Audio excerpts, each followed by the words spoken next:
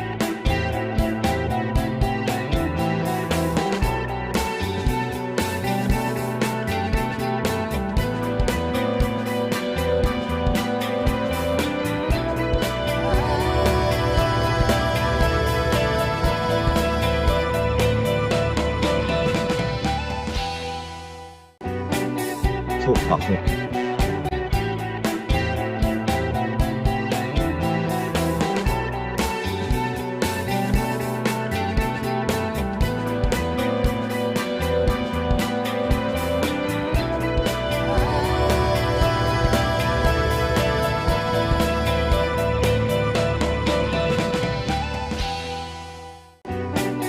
超白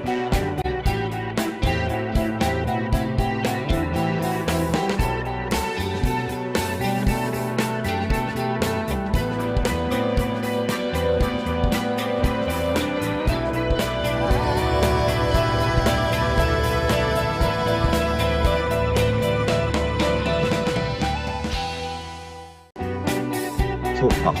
超白超白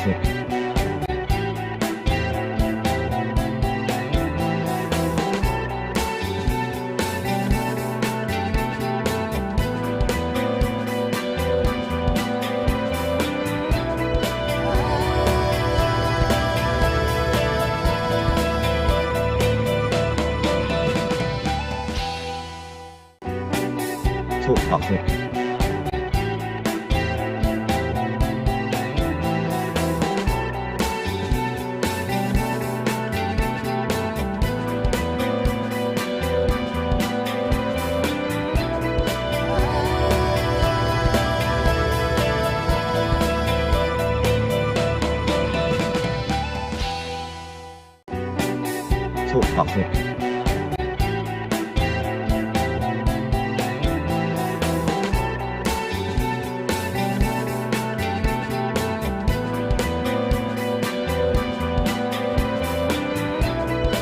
白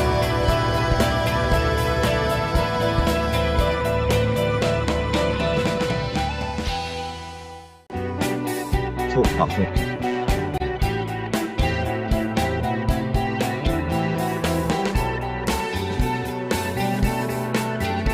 超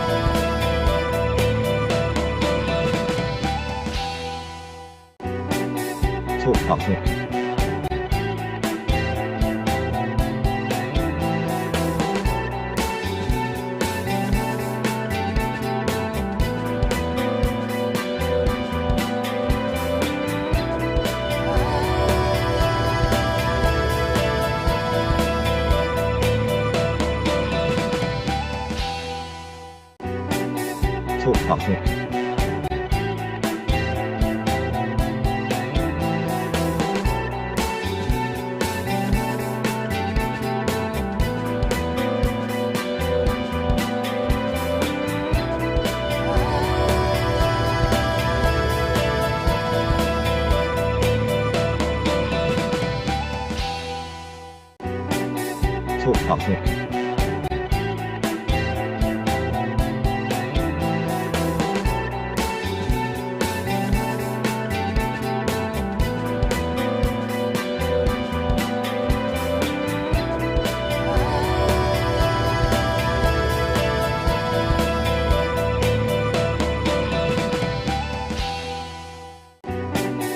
超白超白超白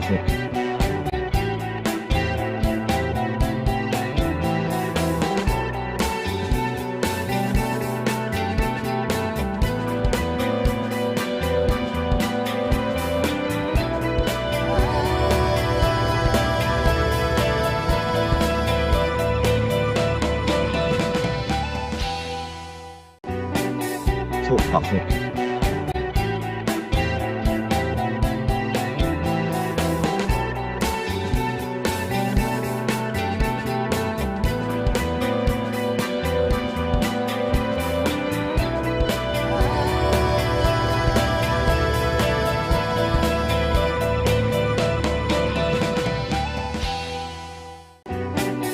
触覚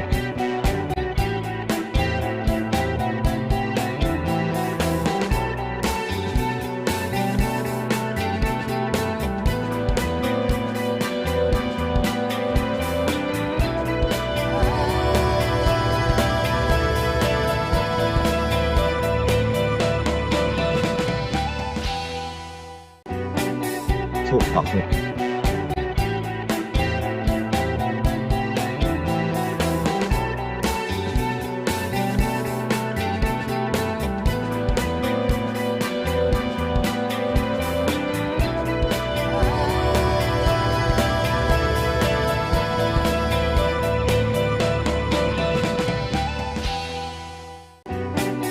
触覚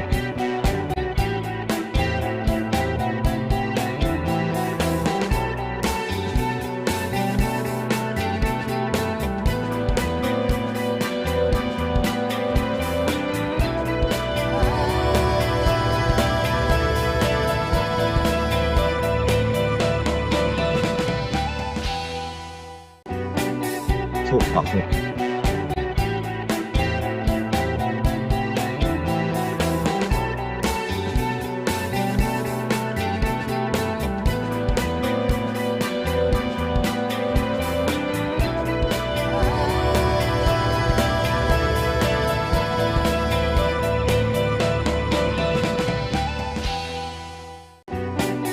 触覚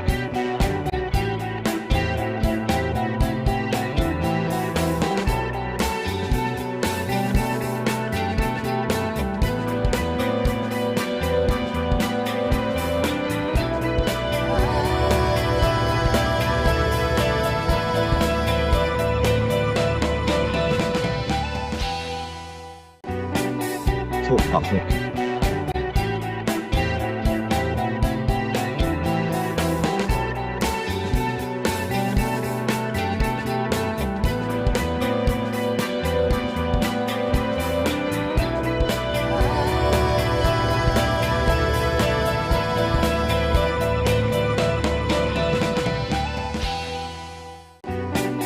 触覚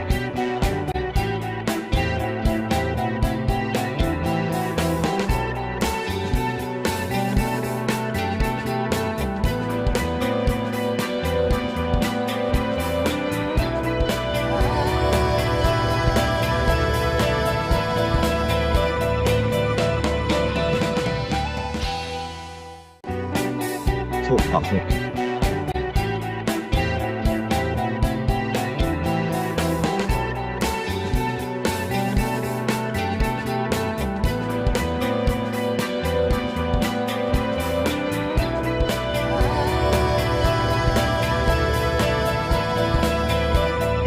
覚触覚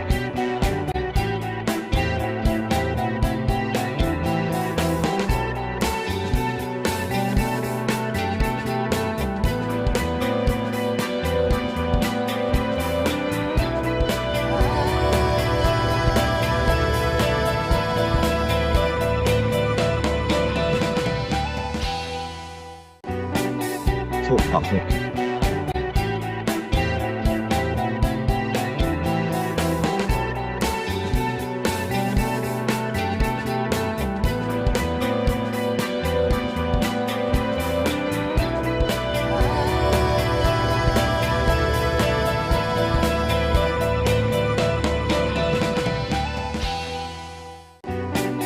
触覚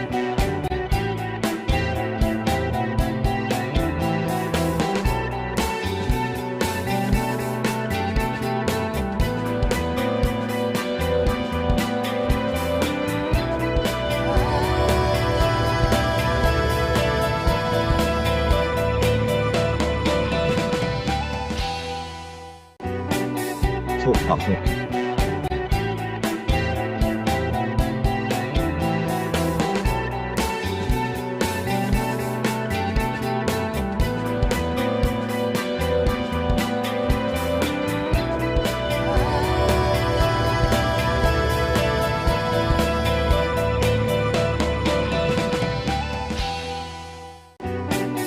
触覚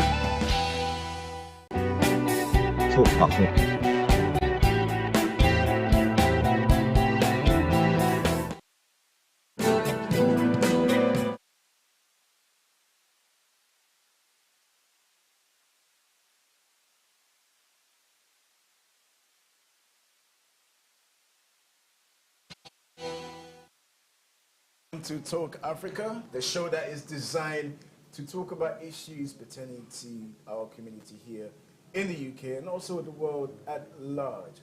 Now, we've got a packed show for you today, so make sure you stay tuned. And whilst you're watching, make sure you get your friends, families involved. Let's talk, let's have a discussion. I keep saying this and I will keep repeating it because this show is not a monologue, okay? It's a dialogue. Let's have a discussion. I would like to hear from you. We're streaming live on Facebook, so you can go to My Channel 7 Facebook page and get involved. Let's get interactive.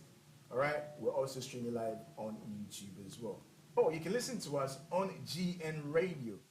Or you can download the My Channel 7 app. That's right, the Channel 7 app, and watch us and take us along everywhere you're going. Now, today, coming up very soon on the show, later on the show, we'll be looking at the rap battle scene here in the UK. Now, this is something that is taking off. I'm sure most people who are into rap, you know, the hip-hop culture, are probably familiar with what happens in the US. But in the UK, it is kicking off. And we have some people involved in that scene here to share their experiences and what is happening on that particular scene. Plus, the World Cup is still ongoing. And I must say, right, it is actually refreshing to talk about what's happening on the pitch as opposed to what is surrounding Qatar. So look at the African teams participating at this year's World Cup. Can they go all the way, or is there a limit again? But we begin with our main point of discussion this evening. The UK government is coming up with a policy to stop international students from coming here to study. The reason being is that the Prime Minister is considering a crackdown on international students, bringing dependence and restricting admissions to top universities. But Downing Street would not quantify what they mean by low degree, because the government is saying that students from international students coming over here to study do a low degree course. They're looking to put a stop to that. This is because statistics show that there was a record high of immigrants in this country. It rose to 504,000. So the government's attempt to cut down on immigration is to put a stop to international students who come here to study low degree course. And joining us to discuss this, we have Maury Nunez. He's a social commentator who will be here with us this evening. Thank you very much for coming on the show, Maury. How are you doing?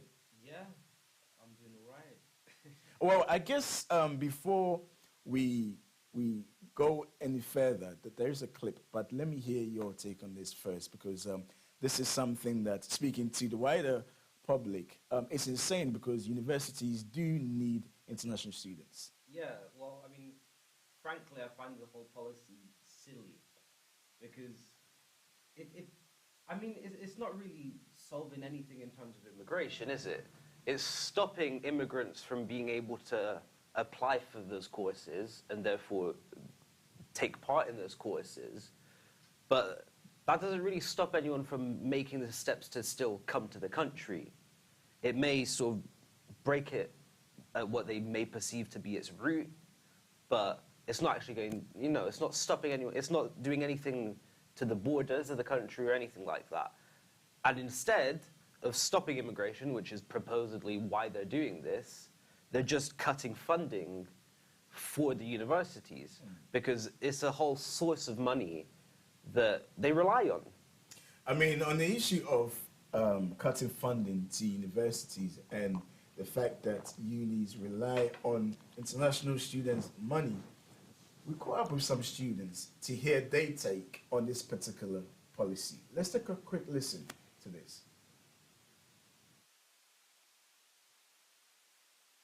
I believe that we should take on the theory that the more students we take on board, the more it widens the pool of funding that an institution has, a university has.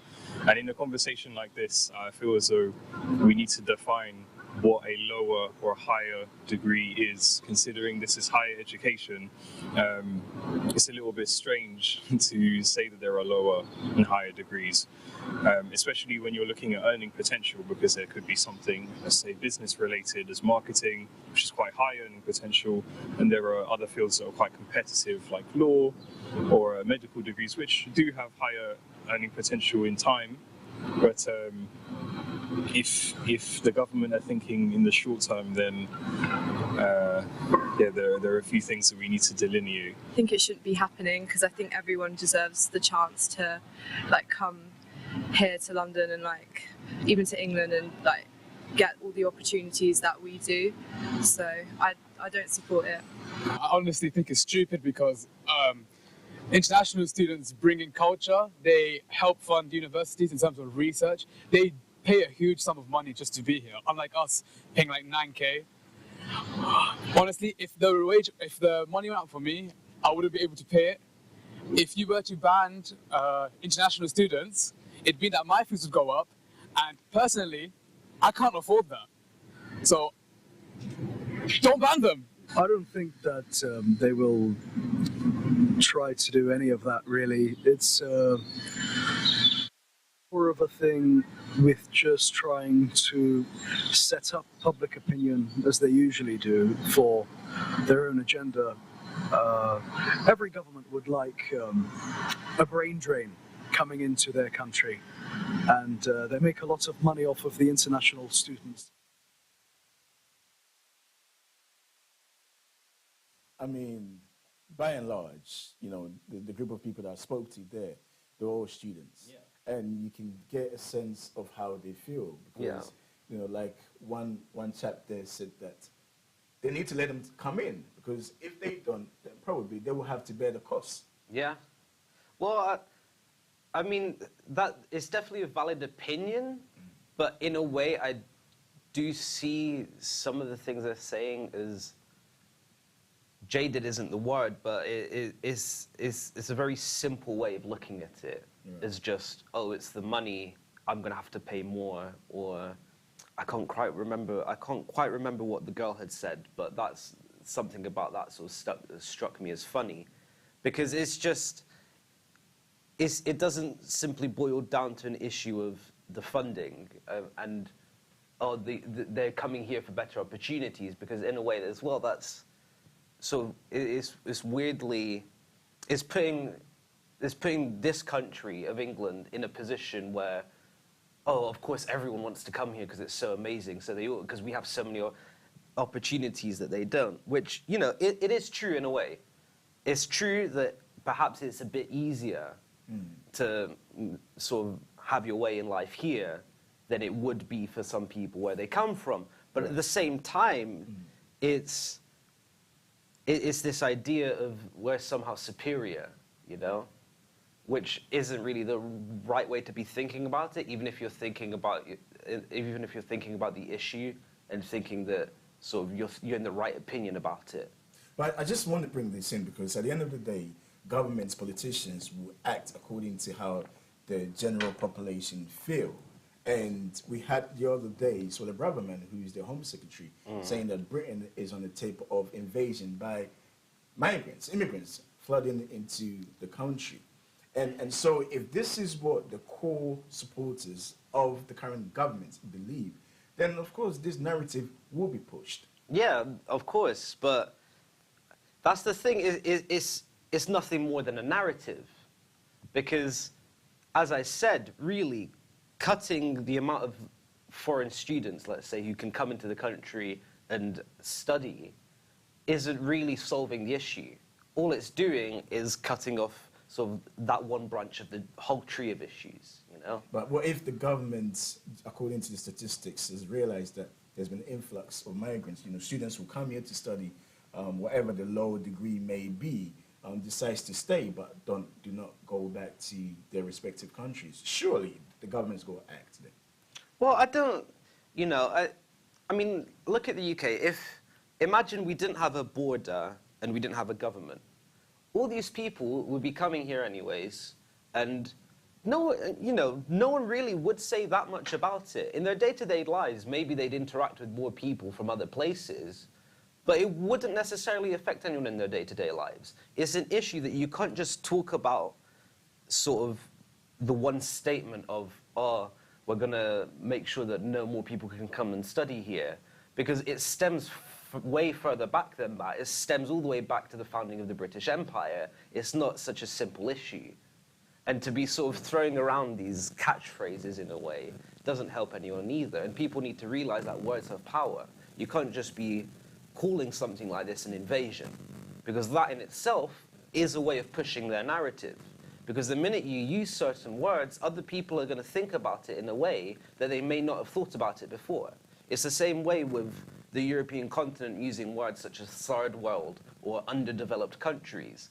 It's putting us in a position where everyone here thinks that, oh, we're so nice to be providing these people with what we're providing them, instead of just seeing it as basic human integrity, that if someone's suffering, you should help them, let alone if they're suffering due to wars, let's say, because how many of the immigrants that come here come here escaping war, or escaping something that's a product of war, that in the first place were caused by countries like the UK and like the US. And we're these big powers, and really what it seems to me is we're not willing to accept the consequences of our own actions. Do you think, let me ask you then, I mean, we've had Brexit, right? We had the likes of Donald Trump in the US. Would you say then, in the past few years, that Great Britain has more or less become less tolerant towards migrants? Well, I don't know if they've been tolerant at all, some might say. Yeah, well, I mean, that's the thing, again, it's not something you can generalize to just, is Great Britain becoming more or less tolerant to migrants? Because it's not as much of a general feeling as that. Because everything that we see in newspapers saying that we're becoming less tolerant, everything to that degree, it's all filtered through a lens. It's filtered through the lens of the politicians and the people who own the media companies. No, but then if you look at... Whereas Brexit, if you actually go and you talk to everyday people and you actually have a decent conversation with them, a lot of them can be talked to and you can come to an understanding. No, I say this because, we had Brexit, the Yeah. referendum, and one of the main factors was the fact that, free movement of people, Yeah. and which is a huge factor. For people to Another vote for Brexit. massive factor which contributed to so many people voting in favour of Brexit was also the mass amount of information surrounding it, which, due to all of these media outlets sort of putting these crazy headlines and all these, I mean, the bus, driving around the bus saying the NHS will save this much money because of Brexit, look where the NHS is at now, convinces a certain amount of people to think a certain way that probably they usually wouldn't. Because you're feeding them information to guide them to the way you want to guide them, really. It's inserting an opinion into people's minds rather than actually listening to their own opinion. And it's the same way with this statement. For all we know, and as the young gentleman in the video said, they may not even act on it. But just through them saying what they said and having that statement, it then gives them a tool to then be able to judge what's public opinion on this sentiment. Do they agree or do they not agree? And as a result of that, they can then start working on pushing it and convincing more people to agree with that sentiment. Okay, let me push it a bit further. And this might sound a bit vague, but I want to hear your take on this. Surely, the government has right to say who it wants in Great Britain and who it doesn't want in the country. Well, I don't necessarily think that they do, because the government's just, I mean, it's a group of people that sit in Parliament all day. I mean, if you go through the manifestos, each and every leader or party would promise that we'll deal with immigration when we come in.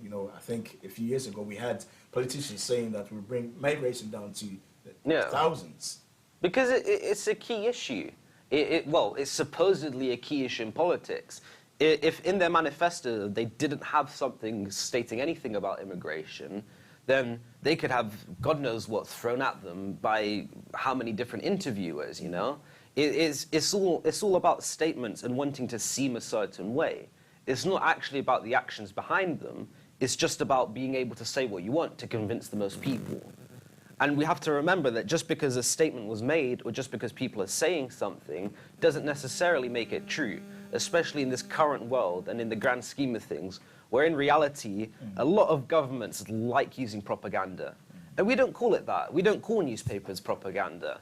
But you look at it, and I mean, even say The Guardian, which people may consider as a more left-wing newspaper, and the Daily Mail, which people may consider as a more right-wing newspaper. The influences behind the articles written in both newspapers are essentially the same. It's just trying to convince people of the same opinion using a different filter. Right. And that's what people don't realize. And people don't then search for different sources of information and try and make their own judgment. They rely on what's being fed to them and they rely on what's being told to them. But then how much of it is based on how what the newspapers propagate and down to how an individual feels? I think a lot of it is down to what newspapers propagate. And obviously it's a mix of both. But people have to also understand that there's a link in that newspapers propagating certain ideas will eventually lead to a big amount of people really believing that that's their sentiment and strongly believing that. Because let's be honest, humans, we're pretty stubborn. We can be a very stubborn race of people. And if you really believe that solidly in something someone's told you, no matter if in your head you know you're wrong, there's a big group of people who would just stick by it no matter what. Even if they know they're wrong. Even if they know they're wrong. Just to be in the right, they're going to defend their opinion. Okay. All right. Joining the conversation rather, is Priscilla Nwekbo. She's a broadcaster and also a political analyst. Thank you for joining us, Priscilla. Thanks, Joe. It's always a pleasure to be here. Well, let me get your take on what we're discussing. The government's policy to stop international students from coming here to study. Well, they've dubbed it people who come here to study low degree. We don't know what that means. They're yet to quantify it. But from what myself and Maury have been discussing, let me get your take first on this policy. Well, when I hear the British government saying yet again, that the people coming in, they're coming in to study low degrees, so many things just go off in my head. The reason why I say that is because not too long ago, we were permitting, I think we still are permitting, that when a student completes their education, their degree, that they can still remain here. Yeah. Once upon a time, they could do that for a year, they get a job, and for most of them, they extend that much longer because they get jobs that then makes the application on their behalf, and then they remain in that employment, and they contribute taxes and so on. So the government makes a way for them to do that.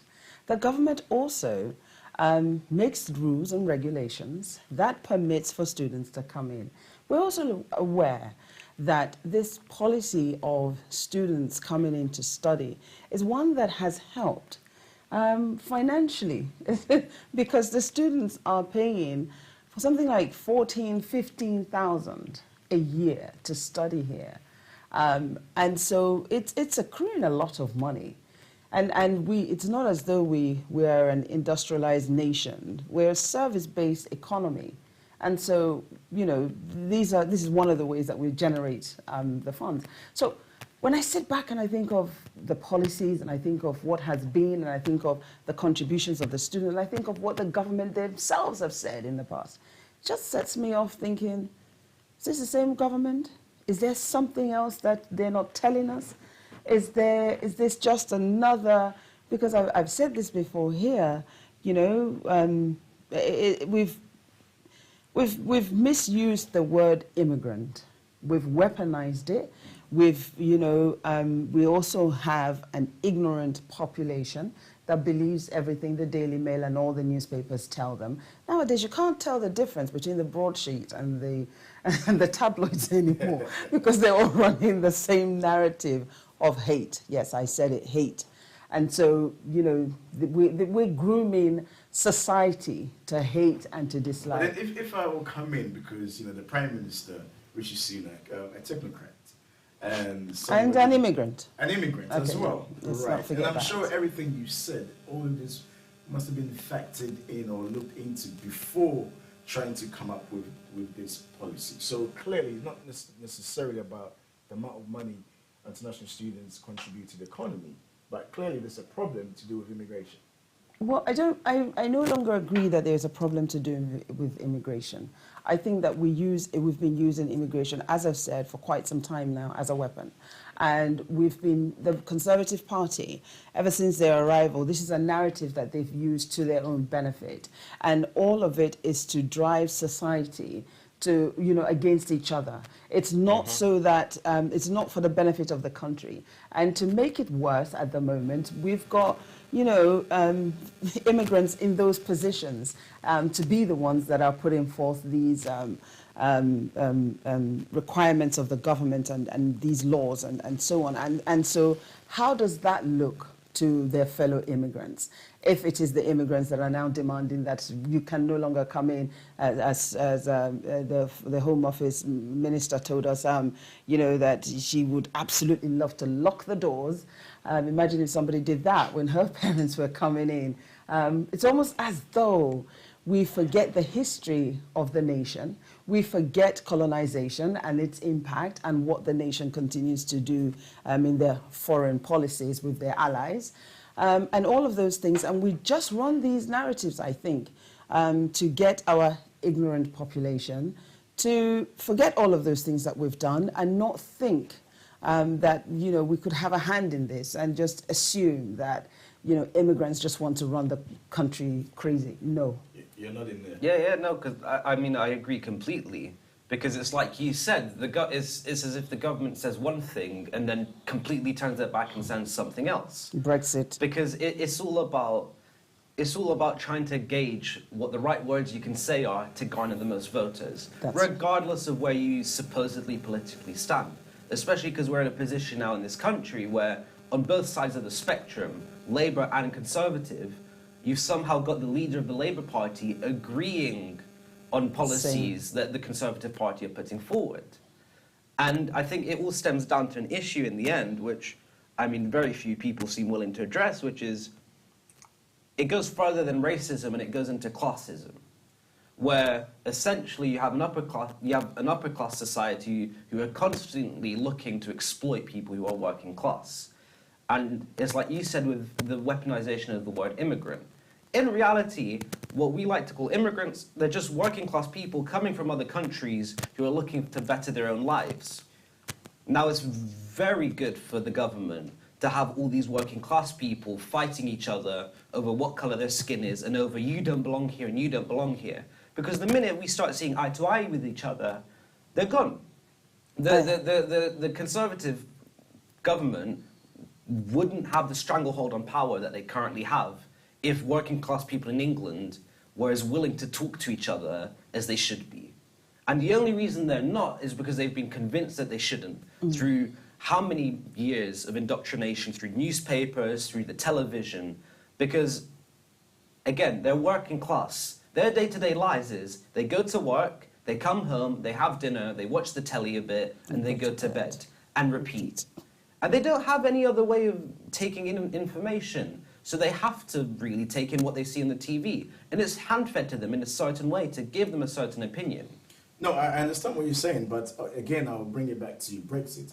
And when you heard the average person talking, it wasn't so much about what has been consumed by reading newspapers or watching TV, but this is, in their eyes, their experiences. So, for instance, they're coming over to take our jobs. You know, people from the construction sector will tell you, they are undercutting us, and we're not getting what we deserve to be paid. But because that's just because it's done in such a discreet way that the people themselves don't realize they're being manipulated. It's like Chomsky's concept of manufactured consent. Yeah. You propagate this idea until you can tell them, this was your idea. You came up with this. You feel this way, and they will agree with you. Because of this idea as well of individualism we have in this country, that if you live within a community, you're not as willing as you should be to talk to those people. And the venues where those conversations would happen, your local pub, your local youth club, all of those places, the power of those places to engage in social interaction and conversation is being undermined. And because of that, people are getting more ignorant. And it's a consequence of the weird individualistic society we live in. And I'll give the last word to you, Priscilla, because some might say we live in a more cosmopolitan area in London, for instance. But when you go up north, it's different. And they will tell you this is how we feel, not necessarily what we've been consuming on the news or it is more about what they're made to think that this is how they feel. It's not what they actually feel per se. Because I think that, just like he's just said, most people think that it's their own ideas, they thought of it themselves.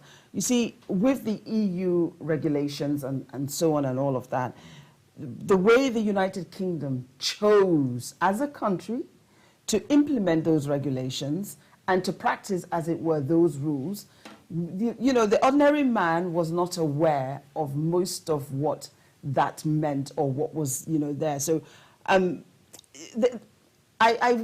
decided to campaign because of what I saw Yeah. during the Brexit and the research. All But right. you need to go on a break. So when we come back. Yes, we do need to go on a break. And we've come to the end of this segment, unfortunately. A big thank you to Priscilla and also to Maury for joining us on this segment. This is Talk Africa. We're going on the break. We'll be back right after this.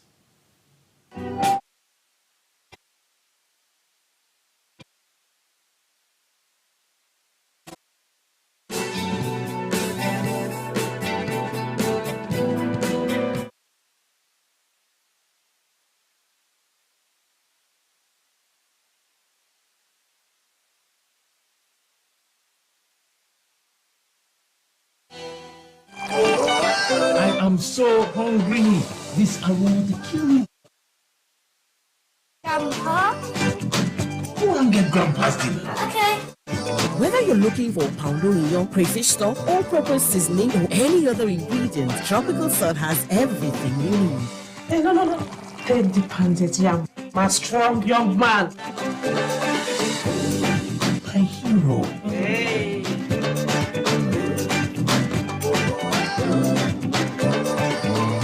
I think Mommy's the real hero.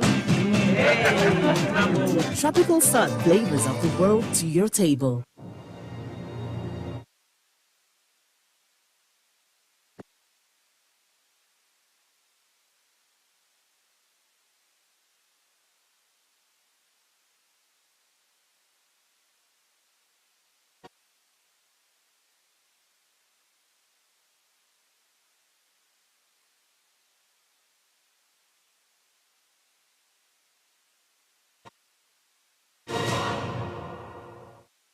Leatherback helps you move your money securely from one country to another with ease. With over 20 currencies to choose from, including Indian rupee, naira, Ghanaian cedi, and US dollar, with Leatherback you can move money anytime, anywhere. Simply sign up, verify your identity, and you're ready to add money to your account. Leatherback is licensed in 4 countries, and with full visibility of your cash flow via our dashboard, you're in control. One access, one platform, one world. Download the Leatherback app and let the journey begin.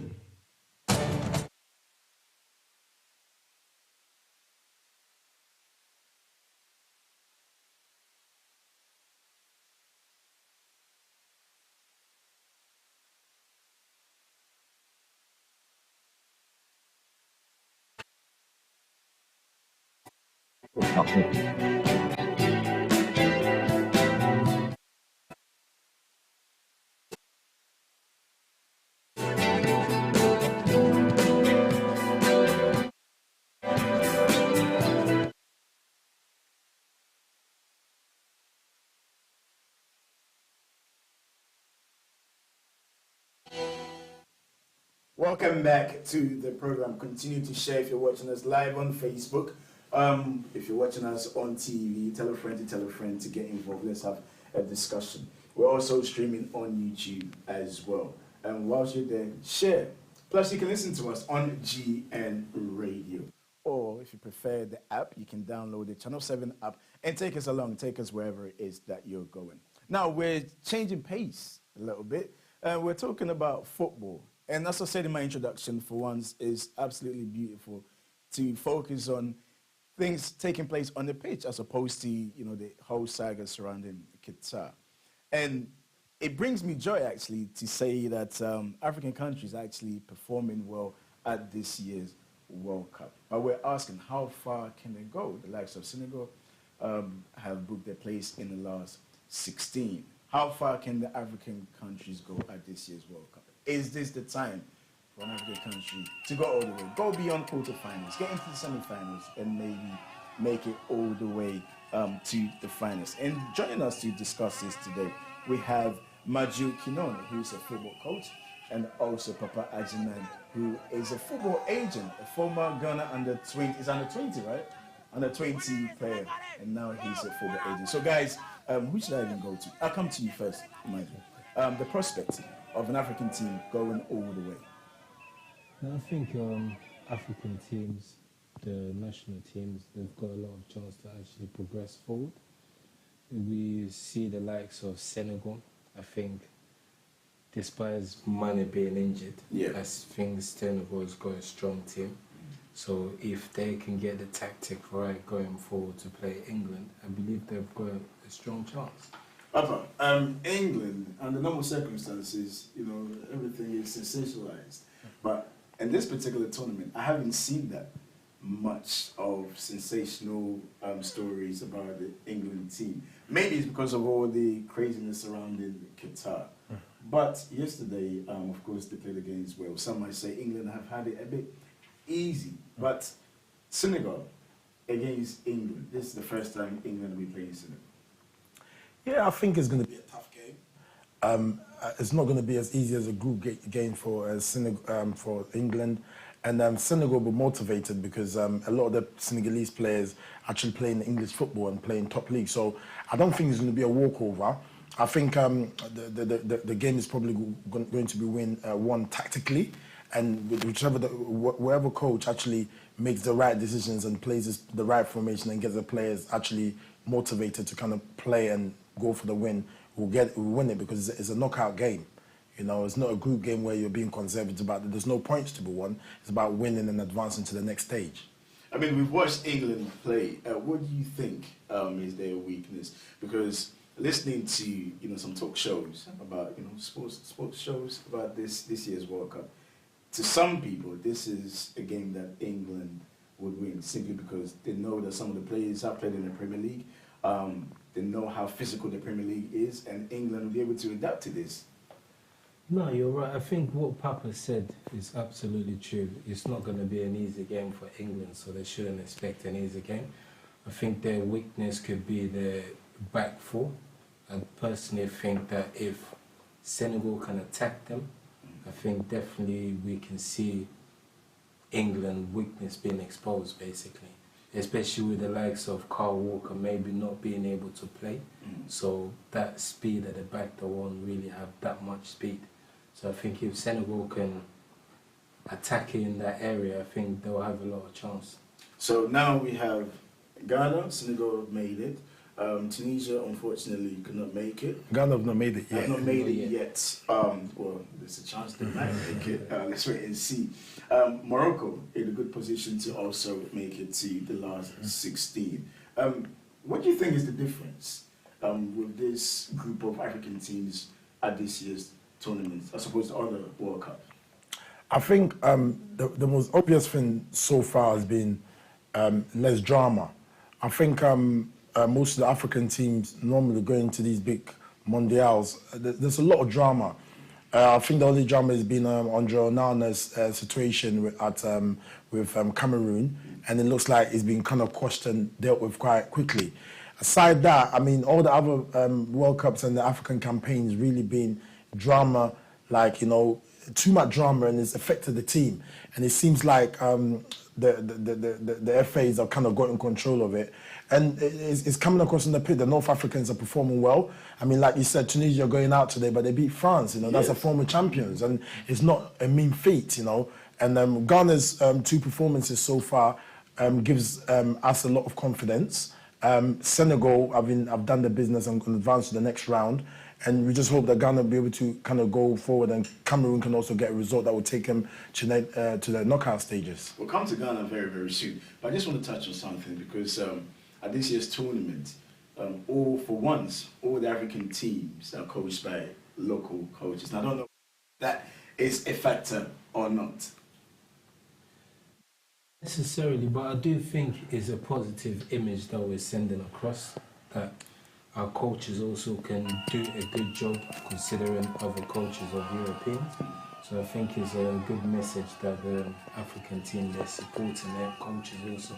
Because I believe with the right support, these coaches will be able to do much more for their national teams. Okay, now let's talk a bit about Ghana. Some people have said that this match is do or die for Ghana. This is, in a way, a revenge for Ghana. How do you see this? Because I'm sure you've been watching, you've been following the Black Stars off the back of the African Cup of Nations, which Ghana failed to make it through the group stages. A lot of people wrote off the Black Stars. Yeah, I mean, undeniably, Ghana's talent is evident. Most times with African teams, it's all about the organisation and all the circus behind it. But I think for me, Ghana's approach should not be about revenge. On paper, Uruguay have good players, but it's an aging team. Ghana is an inexperienced team, but then they're vibrant. They have speed, they have power, and it's been evident in the last 2 games. If they approach a game right, there's no reason why they cannot come out victorious and advance to the next stage of the World Cup. Okay, now speaking of Ghana, sometime what's his name? Countryman Zongo, who's a sports broadcaster in Ghana. The last time he was in London, I had the opportunity to talk to him and asked him a few questions about the Black Stars' preparation towards the World Cup. And of course, he had a few words to say. Let's take a quick listen to what he had to say. This is our 4th time that we're going to the World Cup, and we shouldn't just go and represent and that is it, but we should go and make amends. I mean, the 3rd time, we're just unlucky. We would have been into the semi-finals or maybe the semis. Yeah, again. Speaking about the 3rd time, of course, Ghana and Uruguay. Ghana gets to face Uruguay again. A revenge this time for Ghana, do you think? You call it a revenge, but ask yourself, it's not time to use the Black Stars for business, whereby you call in players where they don't deserve to be in the Black Stars. People are trying to do agency with the Black Stars by calling up players who are agency players. We should call players based on merit, players who can really perform, you understand, not that where players who somebody want them to wear the national colors or jersey. So at least 1 or 2 European teams would see the player in the national colors of Black Stars, then we'll give that person offer. I mean, it's not about you thinking about, you know, your money, the Sikadiye Basa is not what our authorities should be thinking about, or officials, but rather they should think about the nation. Who's not allowing the good players to play? The officials are there, you know, the officials are handling, I mean, the national team, and they know themselves. You understand? So they should stop using the national team for that agency player caller. I am in charge. I feel that, you know, my players should be in the national team so that I can use the national team to you know, market them. I mean, those things it will not help the national team. A very charismatic character there. Papa, of course, you're very familiar with Countryman Zongo.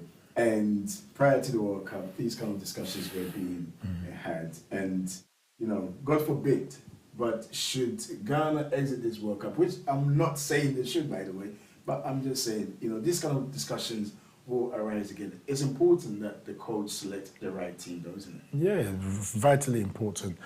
He should be given a free hand to be able to pick the team that he believes will be able to advance to the next stage of the World Cup. Any interference hinders his job, and as you know, tactically, he will not be able to get the players that will kind of put his his vision across on the pitch. So, if there's an interference, then I don't believe it's going to bode well for Ghana.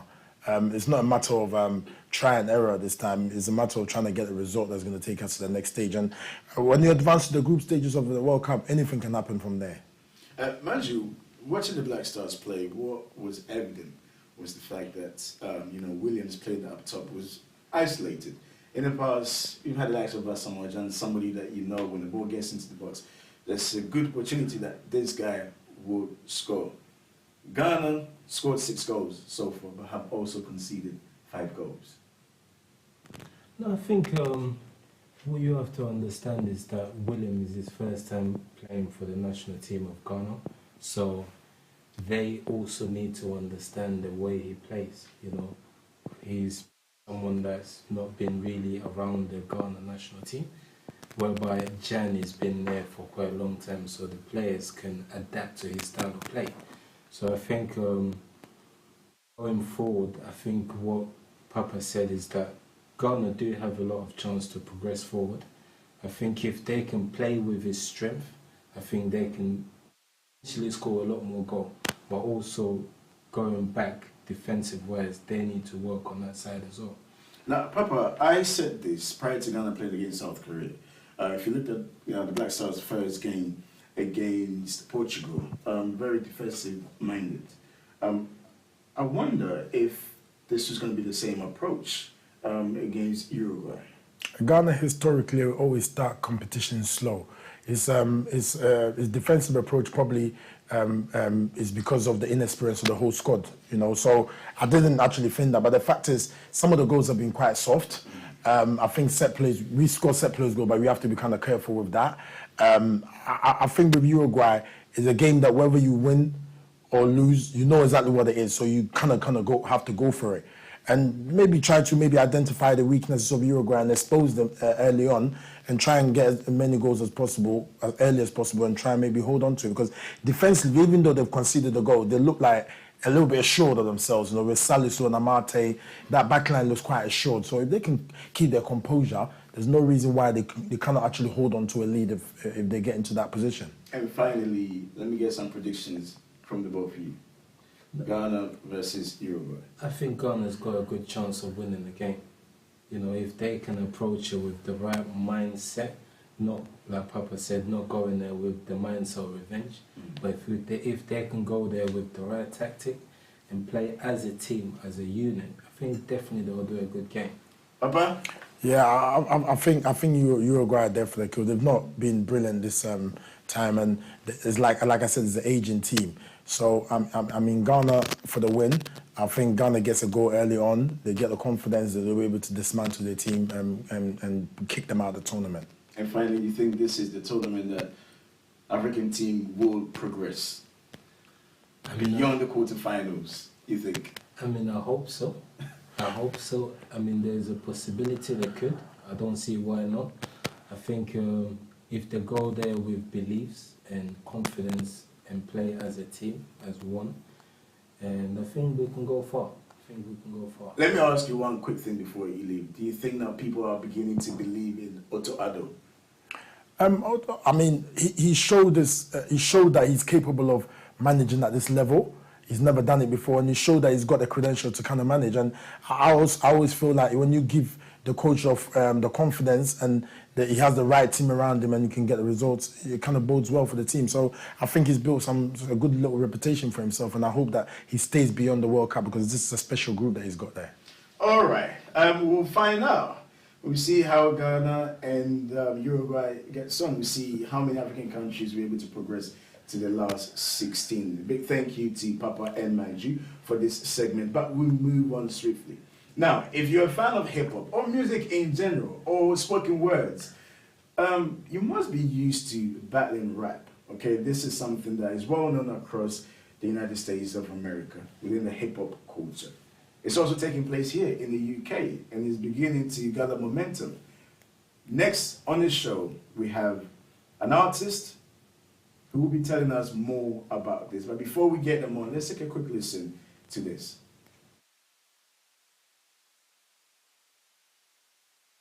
That's a lower pedigree.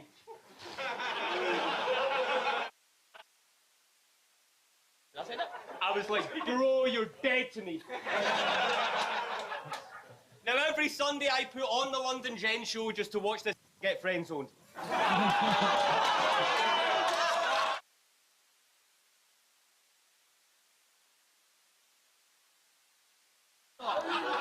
That's my sister.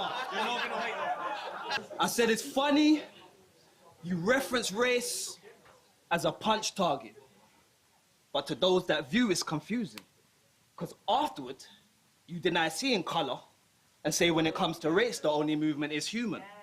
All these edgy jokes might be what gets him smoke. There's room for improvement, because disparagement humor is the attempt to use the denigration of a social group for amusement.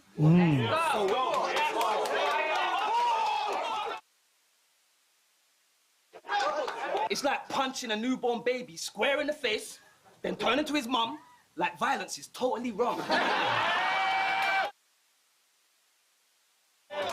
You justified that post as if he studied African history. Yes, the whole round. Get comfortable.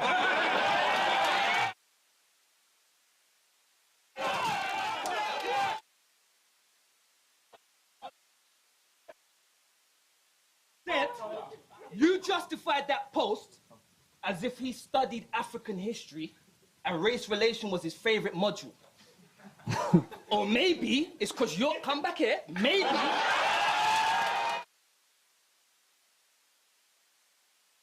You also told Joker he needed tissue for that blackface like Morris dancers. You don't remember it, King. Then you said at Ronald's, we know when the joke's played out on an irrelevant thing. Battled Luminous, a white don in New York, and you didn't even mention his skin. You think it's plain black and white? Well, who asked for these options? Deep-rooted trauma suffered started with plot and disparagement humor, fosters discrimination. You're there laughing and watching. Oh, you feel uncomfortable. Well, that's a part of the problem. They judge my steps based on colored flesh, horrified, disqualified, like I had nothing left. Just show me enough respect, because when it's wartime, I'm pulling up with a bunch of white boys that I love to death.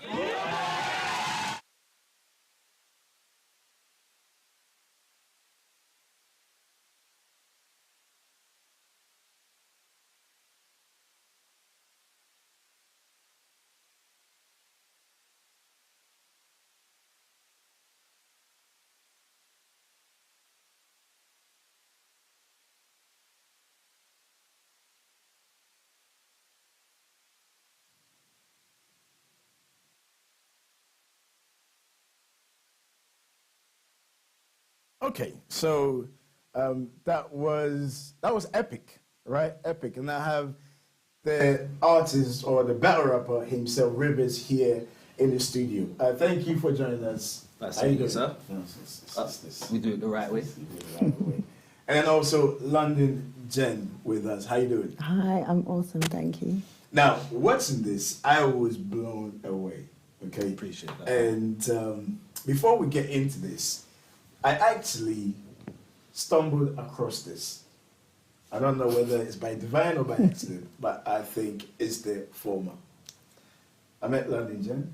I saw a group of young people outside in around Brixton. Yeah. And I was intrigued. I was like, what's going on? And I spoke to London Jen and she said to me, this is what's happening. So you can come up and have a look. And it was amazing. But let me come to you first, London Jen. How long has this been going on? Well, in the UK, it's actually been going on for a very long time. Sort of organised battle rap going on sort of 15 years, maybe longer. There or thereabouts? Yeah, thereabouts. I know about the clashing. Yes, clashing. Well, and even with organised a cappella battle rap, Yeah. so not on beat, that has been going on to quite a big level. One of the biggest leagues in the world was a British league at one point, Don't Flop. They had huge multi-million viewed battles on there, had stars from the US, they were going over to the US. So it was huge at one stage, kind of dissipated a bit, and it is now again at a resurgence, revival. It's a really interesting time where everyone's excited again, everyone's hungry, there are new things happening, there are events being thrown up and down the country on a, monthly, bi-monthly basis. So, but since the pandemic really, since we've been allowed outside again and allowed to throw events and be in close contact, that's when it's really sort of, been given new life. Now, I'm a hip-hop head. I love hip-hop, UK hip-hop as well. And also a sports person. So I like this whole competitive nature. But battle rap just seems different. I mean, what's in that battle with you and Mackenzie's name is right? It is, yeah. And I mean, he was giving a few jabs. And I was thinking, what is going through your mind at that particular moment? Because clearly, I know you've got your stuff. Yeah. But you must be brave. I mean, I'm sure it does take an element of bravery, so to speak, but I kind of liken it to fighting. I mean, you don't go into a boxing ring without expecting one of the punches to hurt, So you just work on what your punch is and how much you're inflicting on your opponent, and you kind of just worry about that more time rather than what he's going to do or say. Now, what I like about you, particularly with that battle, was the fact that you were speaking some really, really interesting things and real stuff, I must put it. And it's not just, the usual, I will do this to you, I will do that to you, I'll do this to you, but you were able to counterattack some of the things that he said to you. I just want to know how do you formulate this? And two, what is the process? Well, the first part of the question, how to formulate it, is like, I mean, we have a small kind of community that we're all part of, so we get to see what each person's doing, we get to see what you've done in the last performance, and so you kind of build a picture of your opponent as you're going on. So, for example, you know, if someone has like a habit and you can see a pattern formulating, then maybe that becomes the angle of how you'll approach him in your material. And in terms of the process, yeah, it's just a whole bunch of sleepless nights and a whole bunch of dedication, to be honest. You know, the easy stuff, you know? That is the easy stuff. The easy stuff. Wow. Jen, how have people received this? Because you did make mention that it's been around for some time. COVID kind of like disrupted it, but now that is back on the scene, how people receive it? It's the sort of thing, I mean, I see new people coming to events like yourself all the time, and it's infectious. Because I think sometimes people have preconceived notions, no matter what they might be.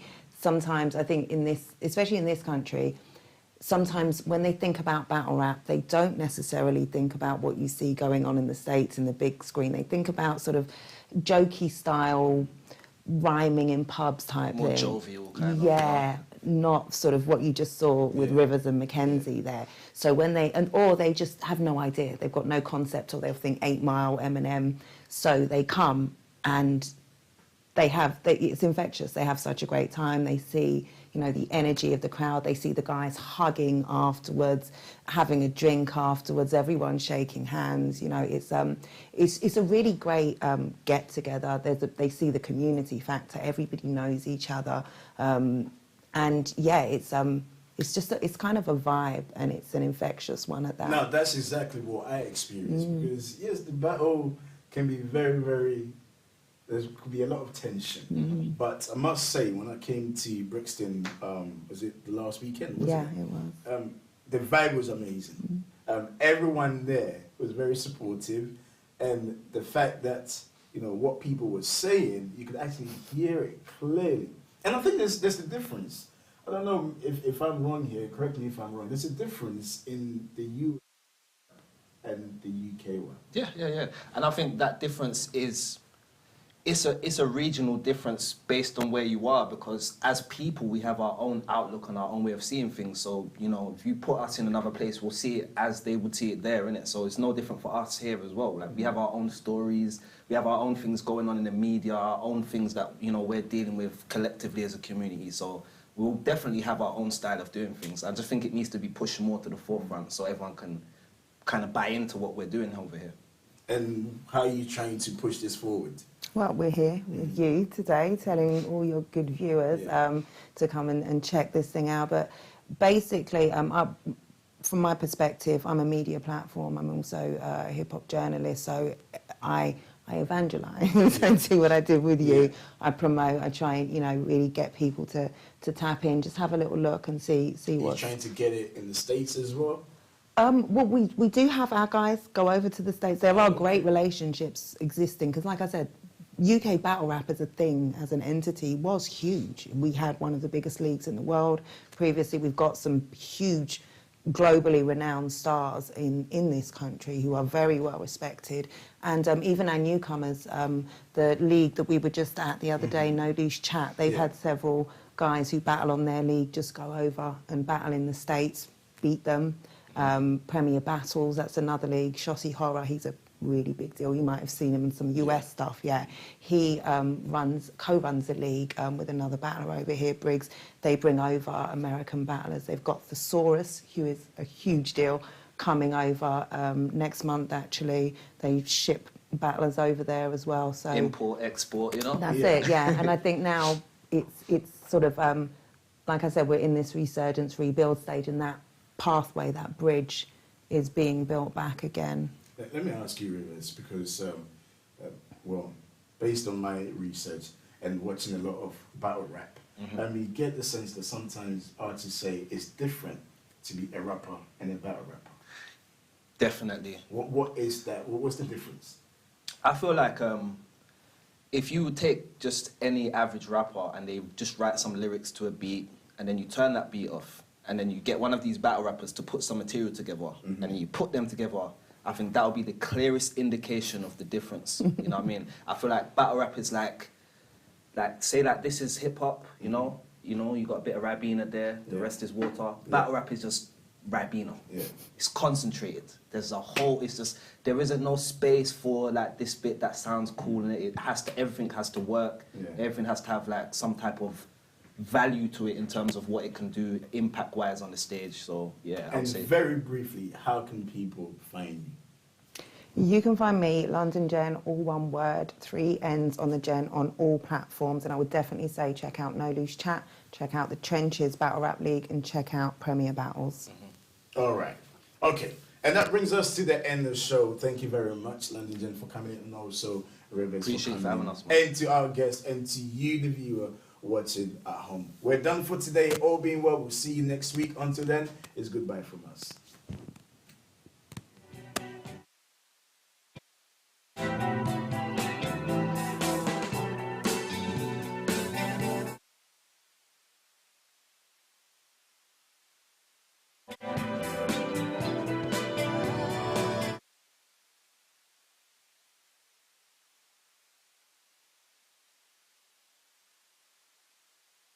I am so hungry.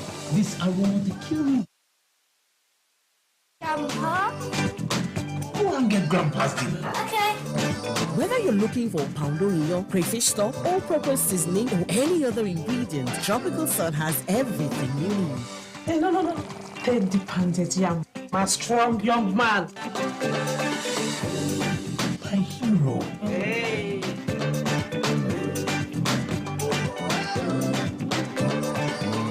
I think Mommy's a real hero. Tropical Sun, flavors of the world to your table.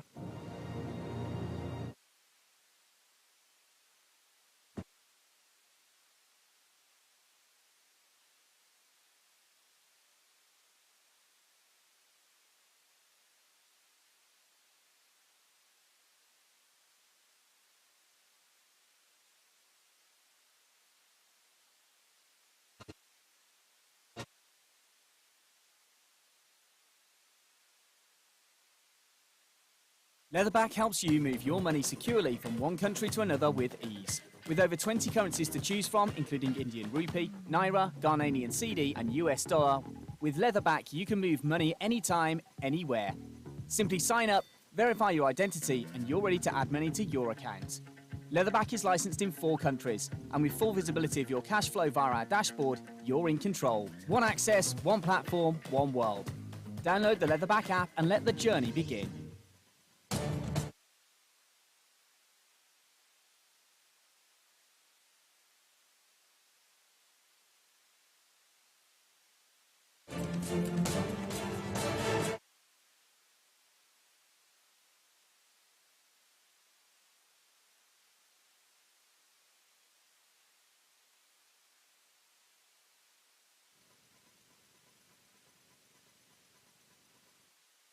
You told Matter he's dog food from the bottom shelf. That's a lower pedigree.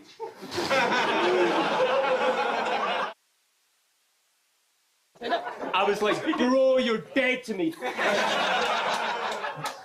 Now every Sunday I put on the London Jen show just to watch this get friend-zoned.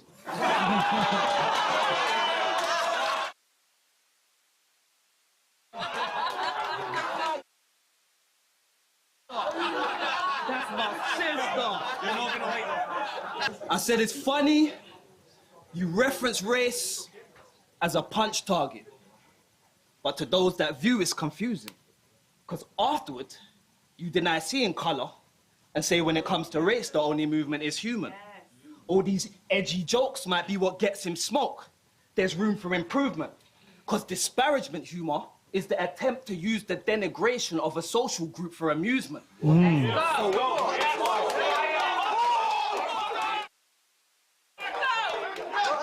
It's like punching a newborn baby square in the face, then turning to his mum like violence is totally wrong. You justified that post as if he studied African history. Yes, the whole round. Get comfortable.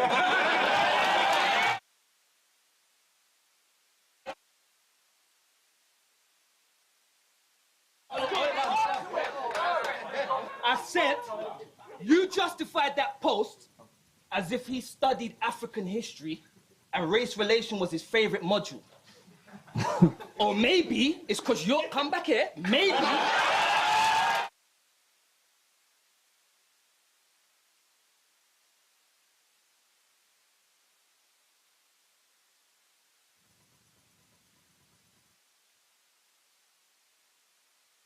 Hey, this is Nissim, and my friend, and this is Yushai, and we're coming to tell you that I am okay. I'm not in critical condition. We don't know where you heard it from, but it's not the, is it the truth? Here's the best. Thank you.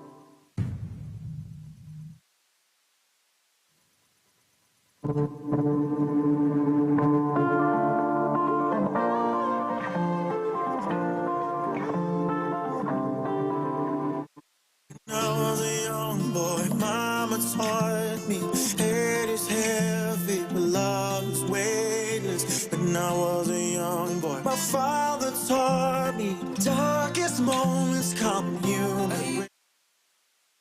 I mean, now what can I do? I only wanna go harder. I'm trying to get it regardless. They trying to send to the slaughter. Only lift guard up, yeah. We full of greatness and fake it. We only need to reveal what they conceal. They wanna see it for real. They gonna see it for real. I'm thinking about the end of the world. With you and my love, be okay. Okay. I'm thinking about you and so they light up the dark, even nights fall and break. I don't know what is coming tomorrow morning, but I know one thing. If we carry each other, you and me, you and me, you and me, there's no hip we can't take. When I was a young boy, mama taught me heavy, but love is weightless. When I was a young boy, my father taught me darkest moments come you red. You my mama, you my mama, great days. You my great days. You my great days. You my mama, you my mama, great days. You my great days. You my great days. Out of the darkness we gonna rise, chasing the light, escaping the night. The bigger they are, the harder they fall. The bigger they heart, the bigger the fight. Gotta get the whole world hoping. Our inner greatness now showing. The other side wanna control it, but they don't know that they can't hold us. In the eyes of the beholders, spiritually lifting them boulders. I can only do it if you with me. I cannot move on my own, yeah. You know we all gotta manage. Doing our part, killing the planet. It's a glorious work, and only the greats will be standing. Yeah. When I was a young boy, mama taught me head is heavy.